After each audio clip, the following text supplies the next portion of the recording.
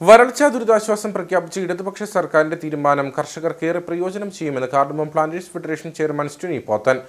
ഏലം കർഷകരുടെ ദയനീയ അവസ്ഥ അധികൃതരിൽ എത്തിച്ച ജലവിഭവ വകുപ്പ് മന്ത്രി റോഷി അഗസ്റ്റിന്റെ ഇടപെടൽ ഏറെ സ്വാഗതാർഹമാണെന്നും അദ്ദേഹം പറഞ്ഞു. ഇടുക്കിയിലെ ഏല കർഷകർ നാളിതുവരെ നേടാത്ത അങ്ങേയറ്റം ഏറ്റവും മോശകരമായ വരൾച്ചയാണ് കഴിഞ്ഞ വേനൽക്കാലത്ത് നമുക്കുണ്ടായത്.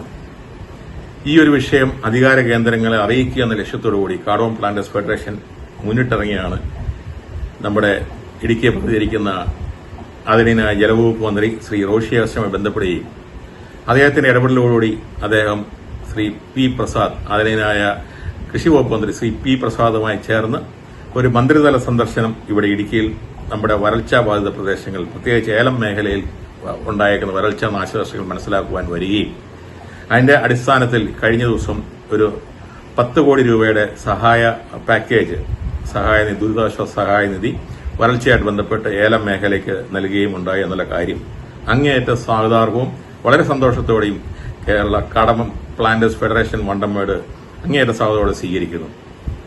അതിനോടൊപ്പം തന്നെ ഈ ഒരു പാക്കേജ്, ഈ ഒരു തുക അർഹതപ്പെട്ട കർഷകരിൽ തന്നെ എത്തണം എന്നുള്ളൊരു കാര്യം പ്രത്യേകം ശ്രദ്ധിക്കണമെന്നുള്ള കാര്യവും അധികാര കേന്ദ്രങ്ങളെ ഞങ്ങൾ ഓർമ്മിപ്പിക്കുന്നു.